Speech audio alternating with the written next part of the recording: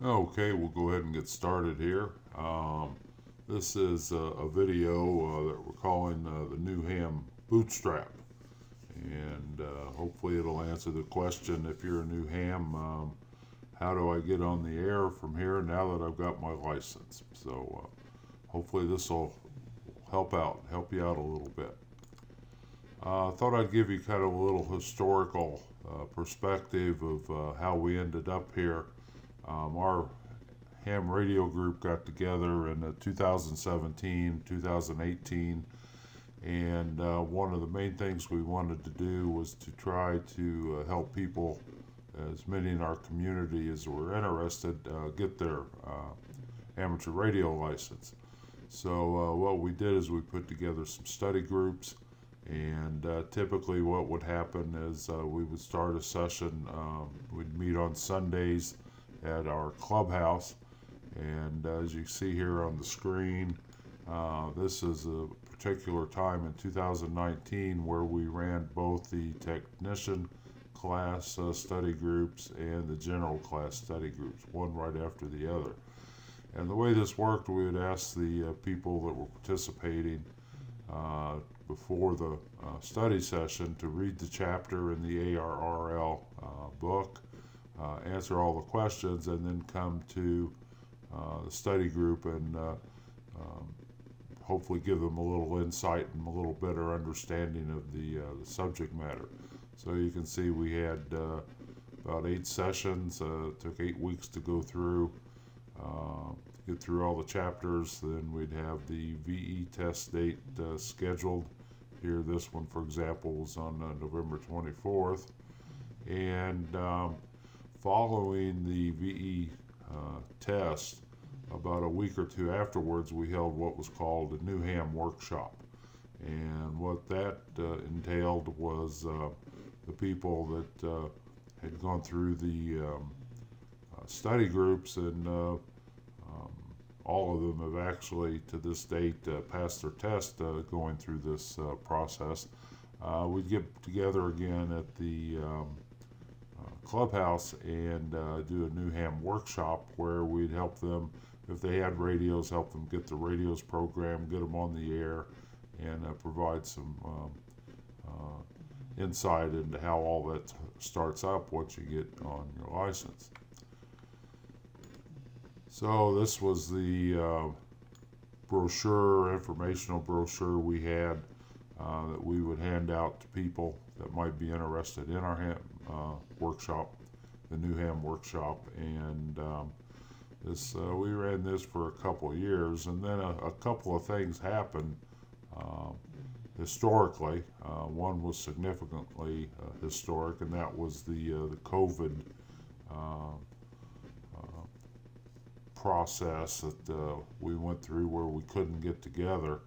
And then the other thing that we ran into is that as we got more and more people through these sessions, there were fewer people in the local community that were interested. You know, if you start getting all these hams, and then we would end up with, in the case where we might only have one or two people interested at one time. So to address those issues, we moved prepared videos um, for each of these chapters and placed them on YouTube. And we have two playlists out there. One is the technician class study group videos, and the other is the general class study group videos. And if you ever want to find our videos, all you have to do is search YouTube for our club call sign KC3TL, and you should be able to get to these playlists and go through each chapter one by one at your own pace, and work towards your license. Now, to date, we hadn't done anything to take care of this New Ham workshop, and we've had some new hams come on. It's usually one or two people, and then we've worked with them individually, but we didn't have a good organized approach to getting them on the air, or providing the tools to help them get on the air. So that's what this video is addressing. It's satisfying the need for helping a new ham get on the air in a way that,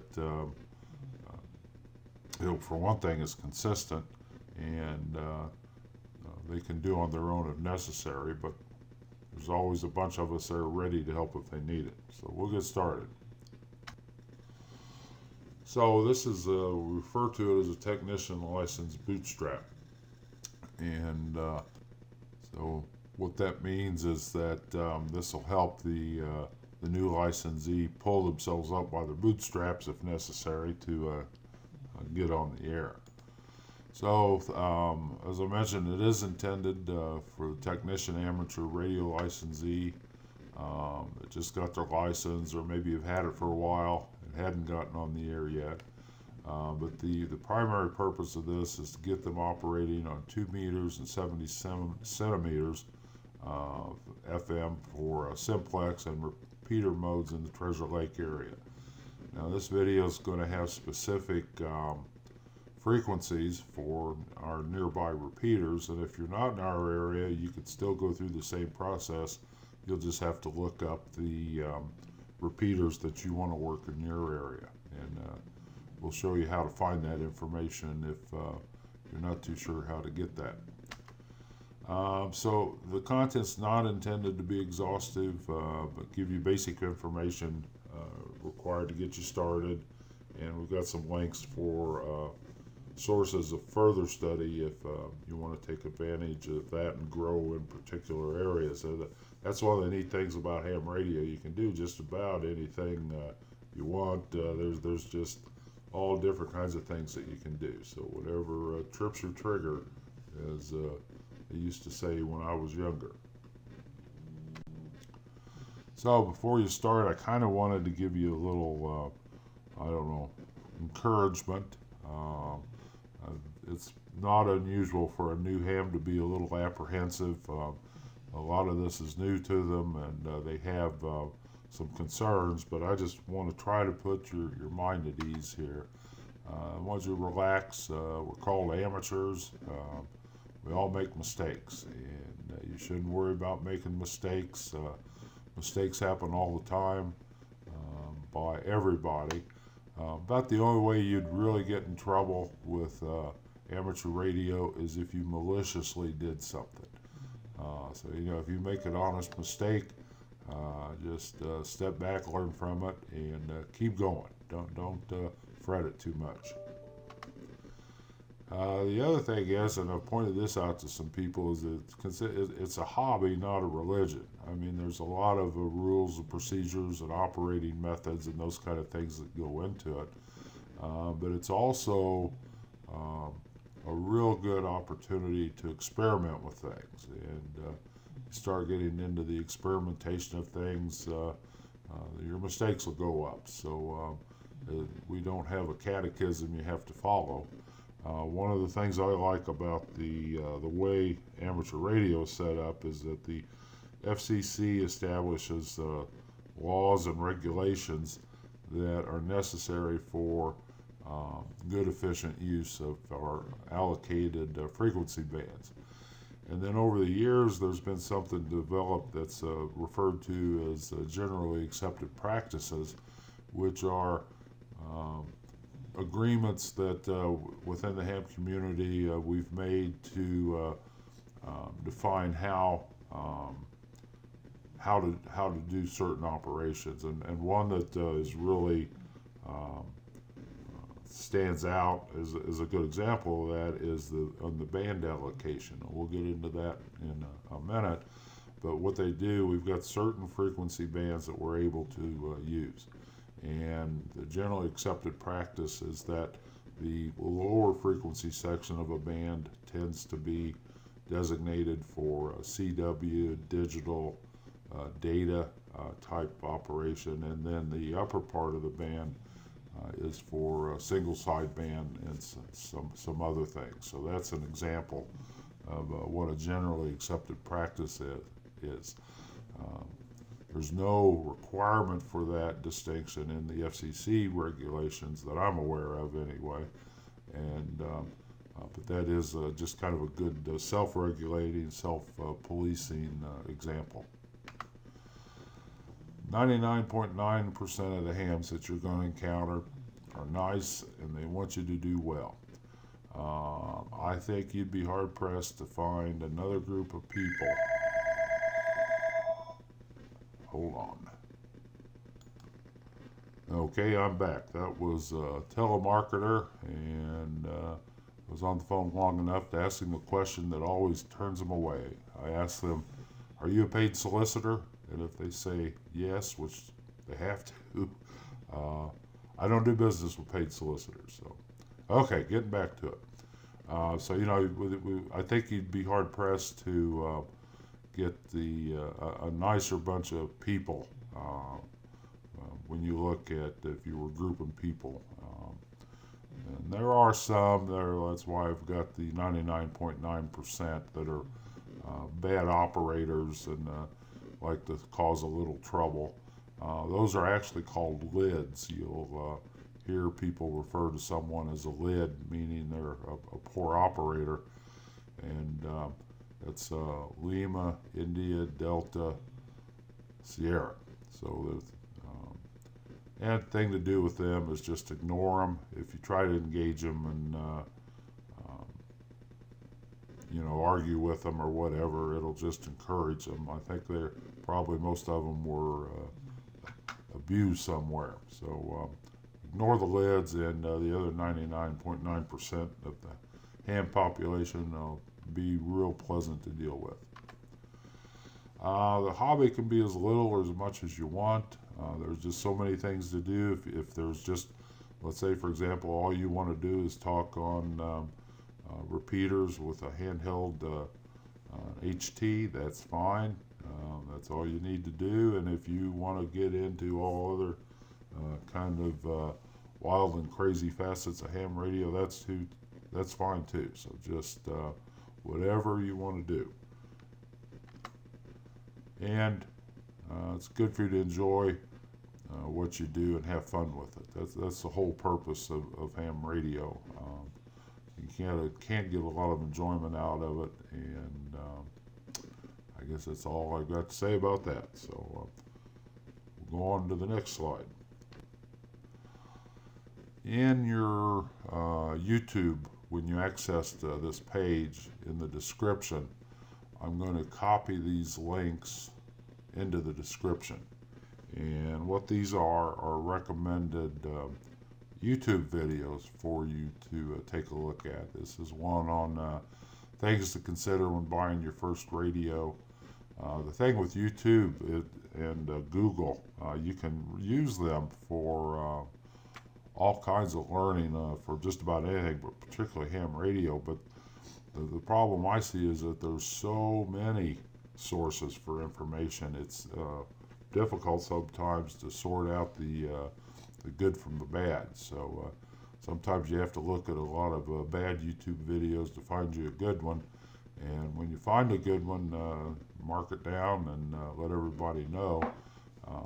I'm not saying that these videos here and web page sources are the best there is, but I'm saying that they are a good source for what you need to do. So you may find better ones, but it takes a while to look for.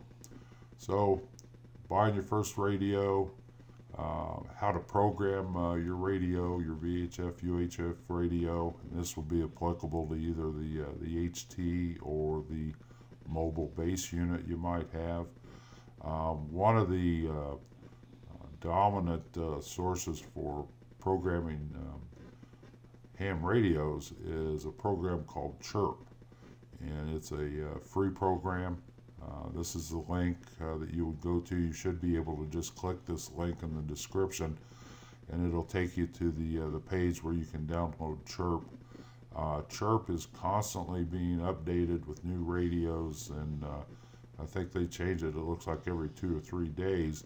So once you install Chirp, if you wait a few days and decide to run it again, it's probably going to tell you need to update the program. So just go ahead and update it, and that way you're always running the current version of Chirp. So this link takes you to where you need to go to download Chirp. It's a free program, and it's very easy to download and install.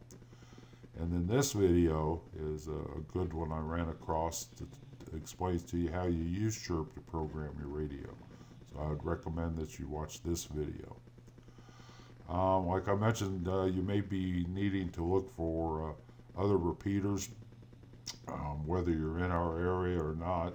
And one of the good sources I found is this website called the Repeater Book. And you can go to it, log on, create an account, and then you can log on, and it'll take you through where you can search for all different kinds of repeaters based on whatever you're interested in, whether it's the type of the repeater, the band of the repeaters, the geographic area. You can, in pretty quick fashion, get a good read on most of the repeaters. Now, not every repeater's in any of these sources. You may have others that aren't in here that you run across, but this is a good place to look for the repeater that you might want to work. Here's a video on making your first contact. I think the ham does a good job of walking you through that. It's can be a little tense trying to make that first contact, but I think the fellow here does a good job of getting you through it. And then we're going to talk about logbooks a little later, and this is a website link that will take you to a site, eham.net. And this particular link will take you to reviews of different station logbook programs that are available. And in my opinion, and that's all it is I think this eham.net website is probably the best website or source of information to get reviews on equipment and software and that kind of stuff. It's not a manufacturer's website. It's not a vendor's website. It's just a website where real-world hams that are using the equipment write reviews on it. So I would recommend that you sign up as a user on this. It's free, and just use this anytime. For example, if you want to get some good reviews on a particular radio or antenna that you're considering. So that's just a real good source. Okay, want to bring you to your attention a pretty useful website for ham radio, and it's called qrz.com. And I would recommend that you go to qrz.com and log in, sign up, and log in. And there's a lot of things that you can do with qrz.com. The initial sign up is free. They do have some extended services later on that you may be interested in getting in terms of logging and those kind of things. But the basic user contact is free. And what this is one thing that makes this very helpful is that on their QRZ page, when you get it up, there's a window up here. Let's say you have a call sign. You've talked to somebody or hear a call sign on the air. You can enter the call sign and search, and it'll show you that ham's page. Now, this would be the page you would see if you entered KC3TL, which is our club call sign, into this window, and it'll pop up, and you've got several tabs here. It starts off with a biography. This is empty when you sign on. If you want to tell everybody about yourself and what you like to do and those kind of things, you can update your biography. There's also a detail page where it has specifics of your location, your license information, the stuff that the FCC has.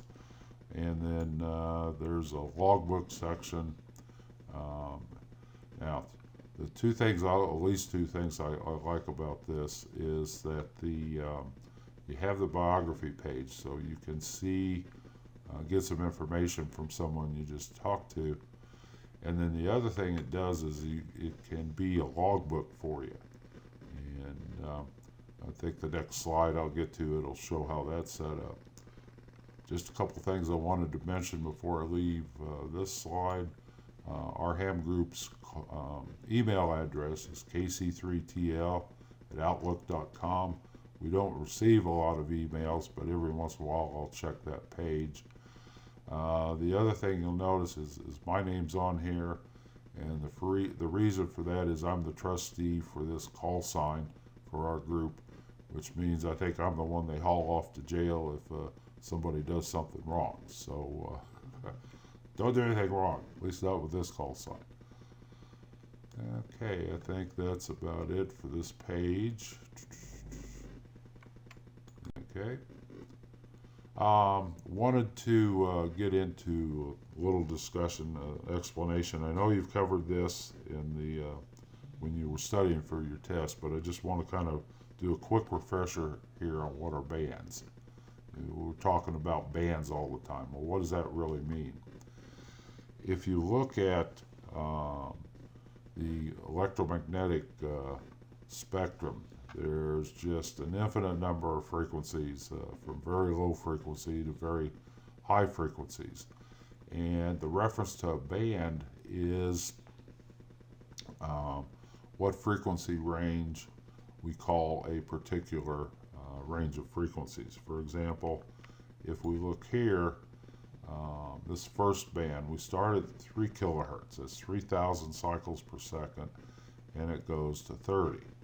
And then you'll notice that each one of these bands is a decade. It goes from 3 to 30, then from 30 to 300. So we take the 30, multiply it by 10, and that's 300, and then we multiply it by 10 again, and that's this band, another 10. So it's a decade of frequency ranges.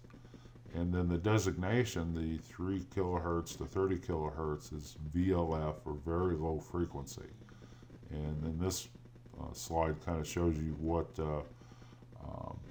users occupy this frequency. Then low frequency is 30 kilohertz to 300 kilohertz. There's a medium frequency where the AM radio is that you listen to. Aviation radio, navigation is in this band, the MF band, or medium frequency. And then HF, it goes from 3 megahertz to 30 megahertz. VHF goes from 30 to 300 megahertz, and UHF goes from 300 to 3 gigahertz. So each one's by a factor of 10. So the ones that we're going to be primarily interested in for ham radio, and ham radio does have privileges in the other bands, but primarily what we're going to be looking at as you start into the ham world is operating in the HF frequency range.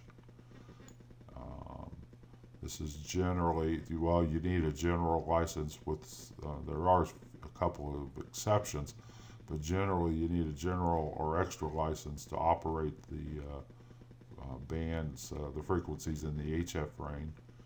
With your technician license, you have privileges in the VHF range and the UHF range, very high frequency and ultra high frequency. And we'll get into the details on that a little bit. And then there's super high frequency and extra high frequency, and a lot of I don't know, I guess I could call it leading edge and experimental kind of work's done here, even in the ham community. So, but your initial work's probably going to be in these 3 bands. Now this is the listing of the band privileges for the technician. The ARRL puts this out. And you can see here we've got 3 sections. We've got UHF, ultra high frequency, VHF, very high frequency, and HF, high frequency. And the designation of a frequency or a point in the band is given both by frequency. Like here you can see the megahertz, that's a frequency number from 1240 to 1300 megahertz. And it can also be designated by the wavelength of that band. Like this wavelength here is 23 centimeters. Down here in VHF, 2 meters is the wavelength, and there you can run from 144 megahertz to 148 megahertz. So then what these bands are showing here, for example, is the frequency range from 430 megahertz to 450 is where you'd operate single sideband AM, FM, or TV. And then you can also operate CW and digital in that range. Same goes for VHF and HF. Now most of the HF band is off limits to the technician, but there is a portion of the 10 meter band, which is this section right here, that the technician has privileges, and that's a frequency range from 28 megahertz to 28.5 megahertz, and in that range, if you have access to the equipment, you can operate single sideband and CW in the 28.3 to 28.5 megahertz. So that means you can get on a single sideband radio and make contacts with a microphone.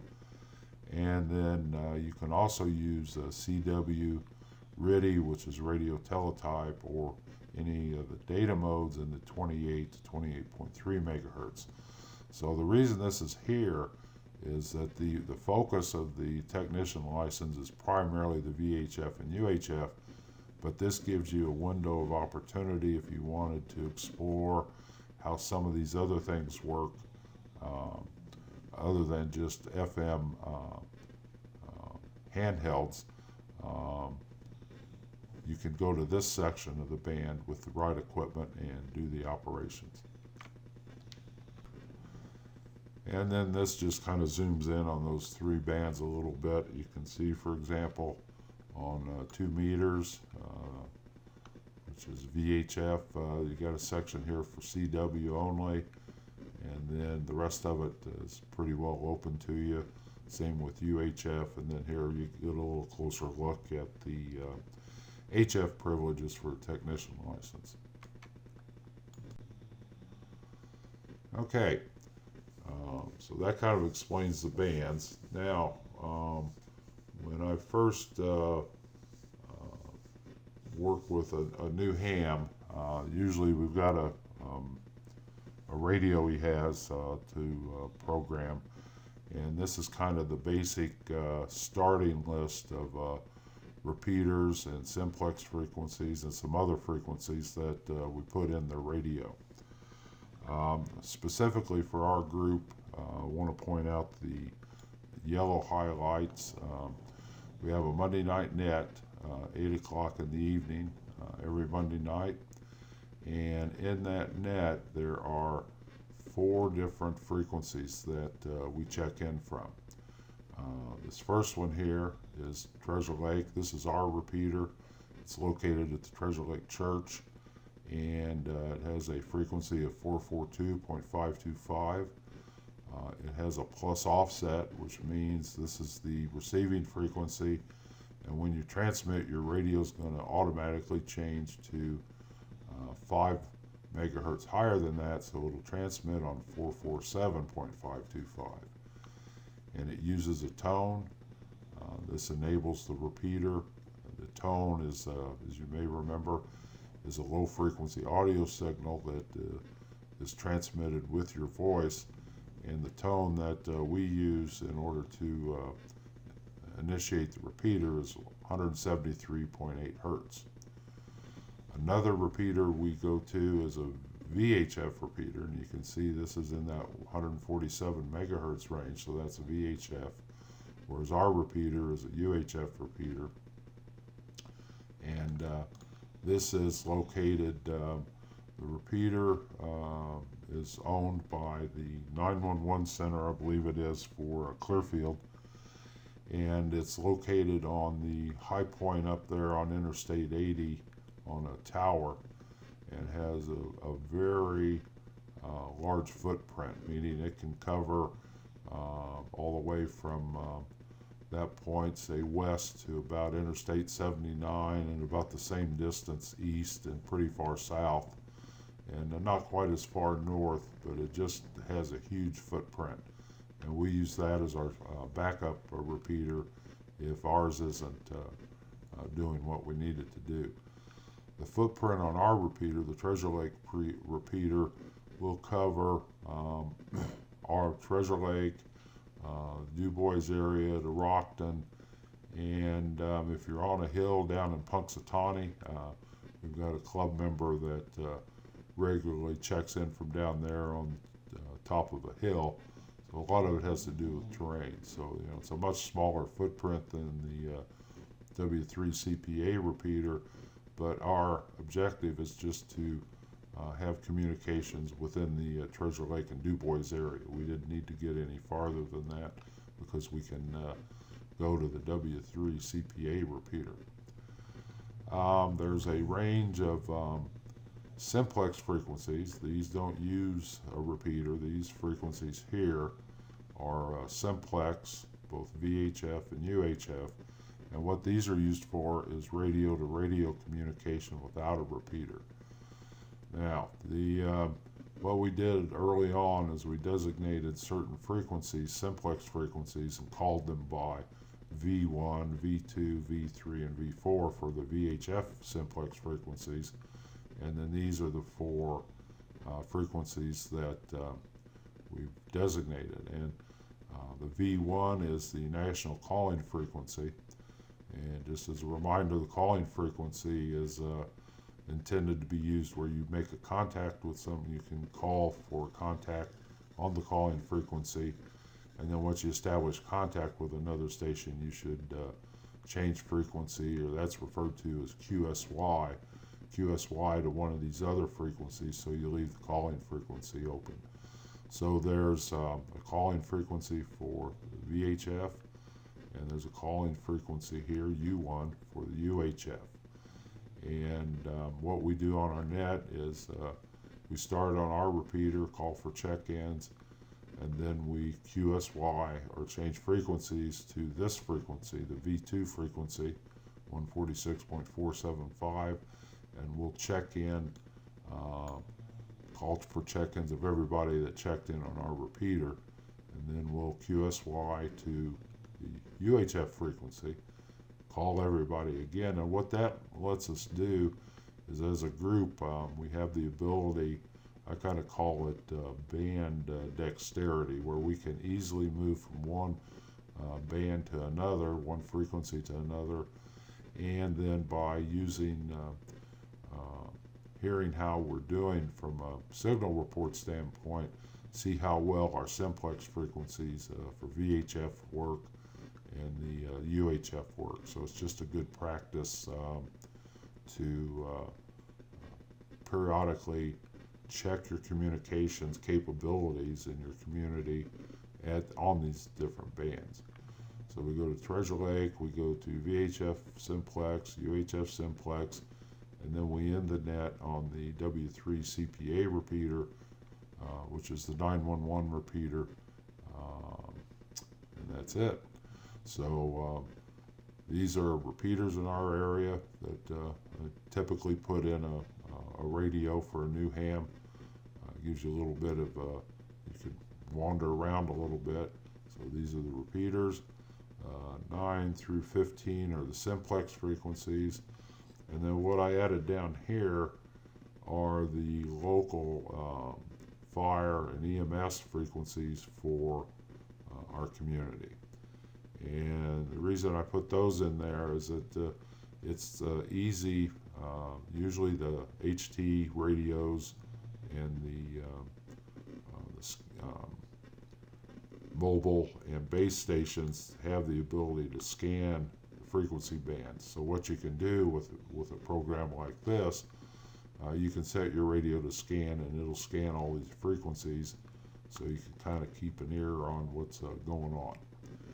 And so this is our starting point that I usually begin with, and then as you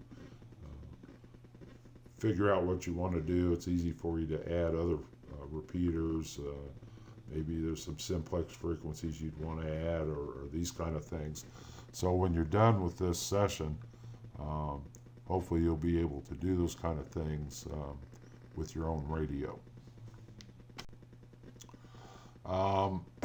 Talk about how you program your repeater, program your radio. All the radios that you buy can be programmed from the keypad. It's kind of cumbersome, and particularly if you're doing quite a few repeaters, it's prone to mistakes.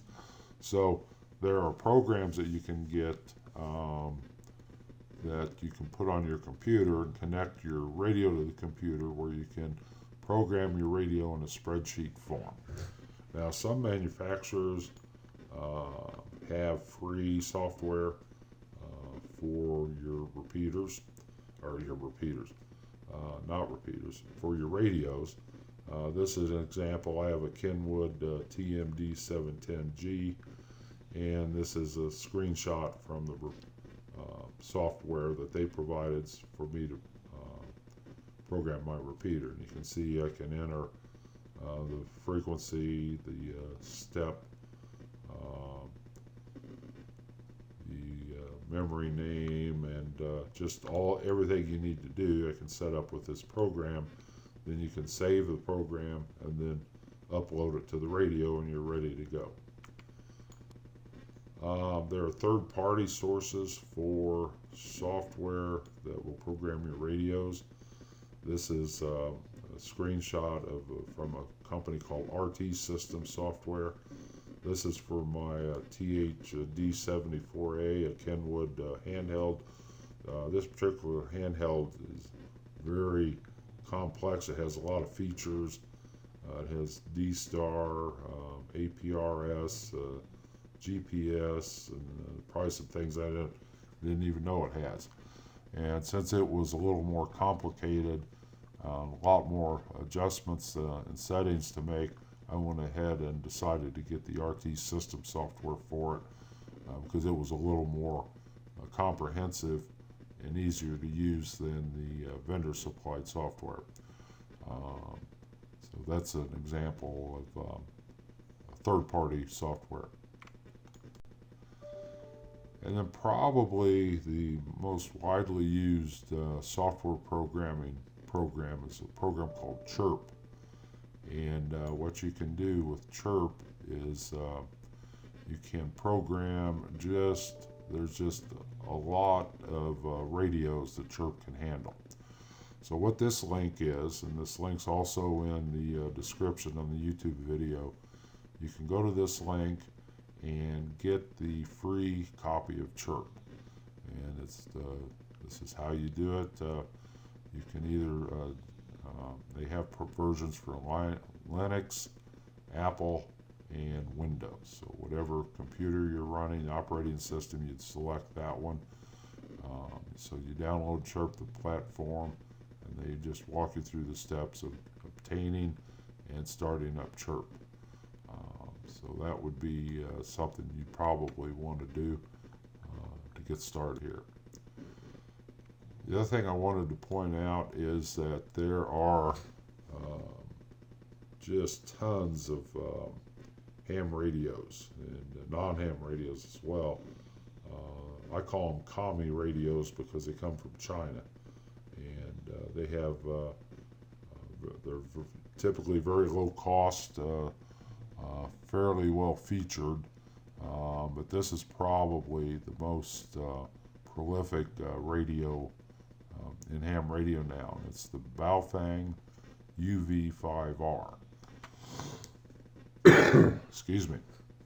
Now there are a lot of variants of this UV5R, a lot of different manufacturers that have very similar radios, but this is probably the most common and one of the cheaper ones. So you can get your radio, in this case, you can probably find them cheaper than this for $30.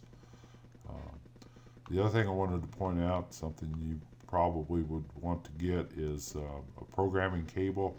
What this cable does is it connects from your USB port on your computer to the radio, and the radio plugs in here. This plug here, when you open this flap, it'll plug into the side of the radio, and that's how the radio and the computer communicate.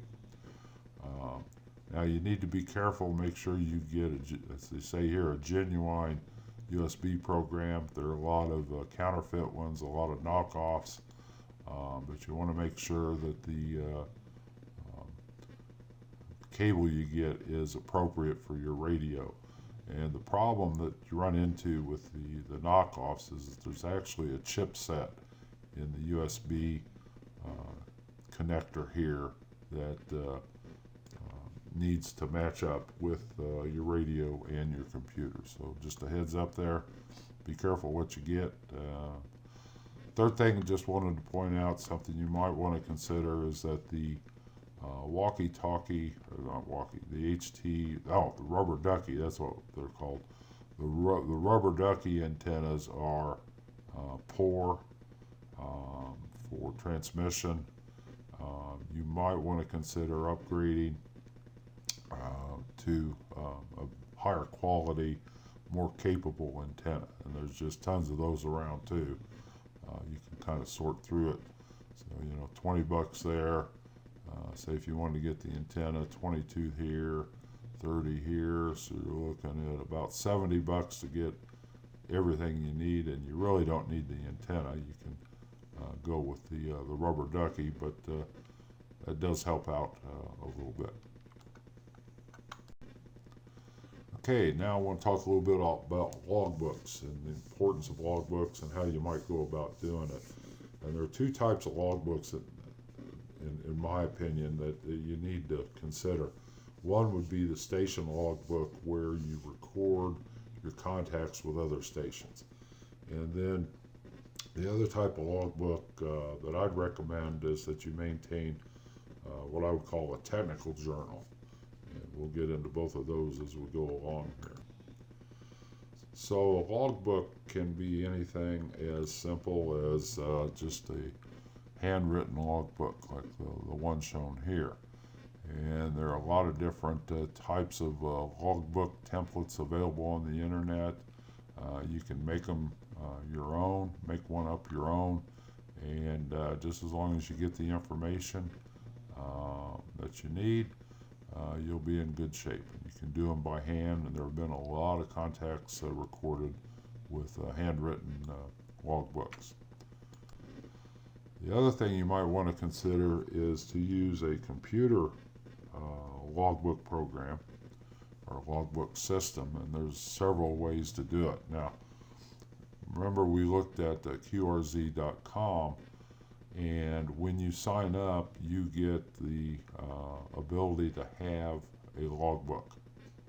And this is what I use for my primary logbook. And the reason for that is that I can put all my contacts in here as I make them. If I'm on the radio and I've got a computer, I can log as I go along.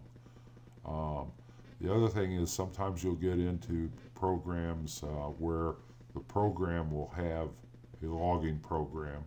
So let's say you're doing something where you're talking to people using this other program, say it's a digital program. And then when you're done operating, you can download the program, the log data file from that program, and then import it into QRZ here by going through the settings button, and it'll walk you through how you merge a file that you generated outside of QRZ. But this is a pretty handy way. It's free, at least the initial level's free, and you can start your logbook here. The other thing you can do with this is you can also export sections of your log to what's called an ADIF file, and that's kind of the standard database file for logs. And why you might want to do that, let's say for example you do a contest and you want to send the results to the contest website for scoring. Well, you take that section of the logbook here and export it into an ADIF file. Then you can email that ADIF file to the contest log site. So it's just a good way to have kind of your baseline logbook here. The other thing you can do is you can buy a logbook program that is kind of tailored to what you're wanting to do with it. There is no one universal perfect for everybody logbook program. So what you need to do is to understand what you're wanting to do with your logbook, and then you can start investigating other logbook programs. And like I mentioned earlier, this eham.net page is a good place to look at reviews of different software programs that can be used for logging. And this is just kind of a short list here. It goes on and on, but there's just tons of software programs for doing your logging, so that you could do your logging that way. And then the second type of log I think would be handy to keep is a technical journal. And as I note here, this is my not so humble opinion. I'm kind of adamant about this, at least for me. But when you get into working on something, say you're getting a radio set up or you're trying something different, it's extremely important, in my opinion, to document what you're doing. And the reason for that is if you get something set up and you've got it well documented, and then say 2 months from now you have a problem, you can go back to your initial documentation that you did when you put it together to help figure out what the problem might be. Don't depend on your memory, because I can guarantee as you get older that gets worse. So what I've got here is an example for this was back in 2017. I was working on Ham Radio Deluxe, which is a program that can be used to control your radio from a computer and do a lot of different things. And for example, what these are here are memory locations in my radio, and I documented what I had them set at, so that if I ever have trouble with this program, I can come back and make sure I've got all these set right. And you don't have to, it doesn't have to be beautiful or anything like that. You know, evidently that didn't work, and I changed it to a 6. So, but I've got it all documented there. Here's another time. This was right after I got my license. WiresX is a method of connecting repeaters, and I was trying to figure out how to get that operating. So I had everything documented there. So that's just something I would recommend that you do. Get your bound journal and keep your notes in it. It'll save you trouble in the long run. Okay, now since we're dealing with Treasure Lake emergency communications, I want to kind of go over that a little bit because that's probably one of the reasons you decided to become a ham and get involved with us. So our intent is to have a communication system that will operate in the event that the electrical grid or cell phones or the internet is down. So anything we put together as a group for emergency communications requires that it'll operate without electrical grid power, without cell phones, and without the internet. Now, the way we go about that this kind of a schematic or a pictogram, I guess you could call it, of how our communication system set up in Treasure Lake. And this is all ham radio technology. So we start with our UHF repeater. This is kind of the keystone for our communication system.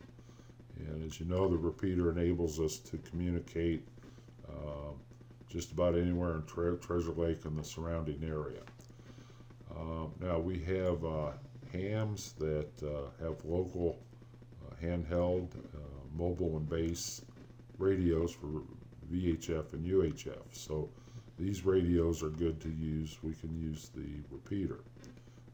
So anybody here can talk to anybody else here through the UHF repeater.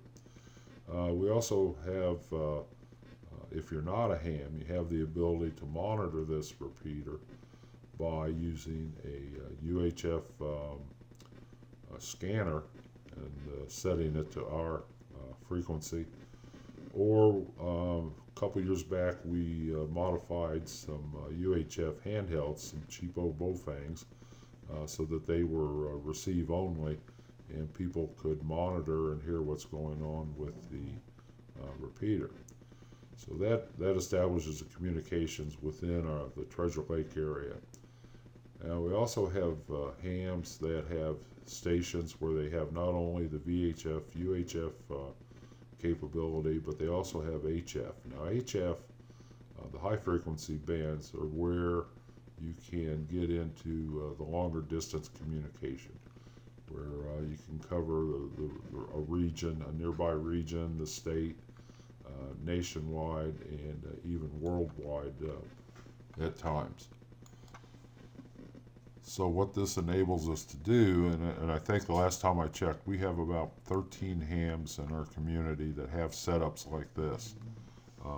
Let's say, for example, there is an emergency. We have an emergency net procedure that we go through, and part of that emergency net procedure is that we've identified about 5 HF frequencies that are used by the Red Cross, Pennsylvania Emergency Management Agency,